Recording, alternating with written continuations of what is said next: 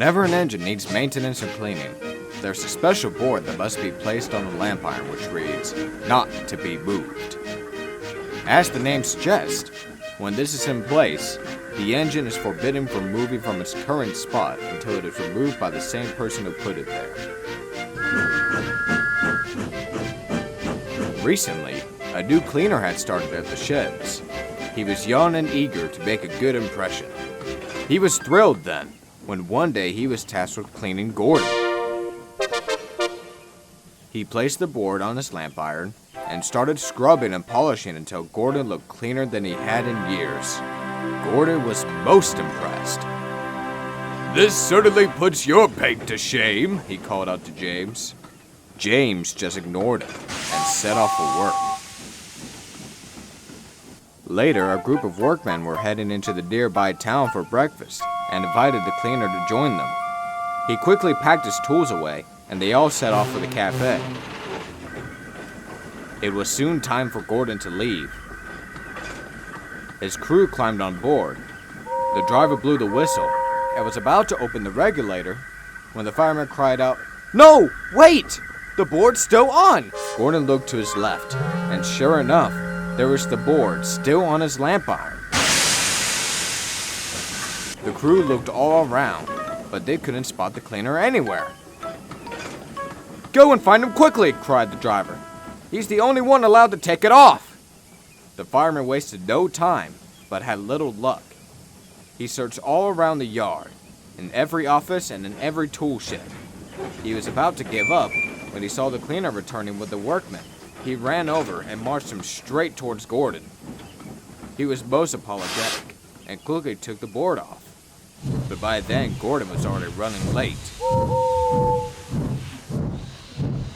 He screeched into the station and banged into his train. Hurry up, he bellowed to the passengers. The guard's whistle blew, and Gordon started so quickly, his wheels could barely grip the rails. His bad luck worsened as he tried to make up for lost time. Every signal seemed to be against him, and had to wait for other trains to clear his line. But finally, he arrived at the other railway, an hour late. Gordon's boiler pressure had never been higher. "Incompetence!" he bellowed at the sheds that night. "How on earth did he find a job here? Oh, they'll hire just any dim-witted." "Oh, be quiet," cut in Henry. "It's his first week here. It's not like you've never made a mistake." "Mistake? Mistake? Henry, this was pure idiocy. He shouldn't have been anywhere near a railway. Never mind near engines." The other engines all stayed silent. They knew it was better to just let Gordon get it out of his system and let him rant himself to sleep. But by morning, he was still fuming. "Try to be on time today," chortled James. Gordon's face went bright red with rage. "Oh, that's a nice color. That really does put my paint to shame." And he ran off laughing before Gordon could reply. Soon, the cleaner walked over to Gordon and placed the board on his lamp iron. I wanted to apologize again for yesterday. The foreman's asked me to." His voice trailed off as he saw Gordon glaring back at him. He wasn't sure, but he swore he could see fire in Gordon's eyes. I'll leave you to it." And he walked away as quickly as he could. "Idiot," Gordon muttered. Gordon was soon due to leave, but the board was still in place, and the cleaner was nowhere to be found. "He's done it again!" cried the driver. "Go try the cafe quickly." "There's no time for that!" snapped Gordon. "I refuse to be late a second time. Now just take this thing off and we can leave." The crew looked at each other and gave in. The fireman took the board away, and Gordon charged towards the station. When he arrived, he backed down onto his train with a loud clang. "Get in, come on!" he shouted at the passengers. The driver, however, looked back. He thought he could hear a quiet wailing sound coming from underneath the tender. He and the fireman climbed down and peered underneath. To their horror, they found the cleaner, holding onto Gordon's tender frames for dear life. "Get him out!" cried the fireman.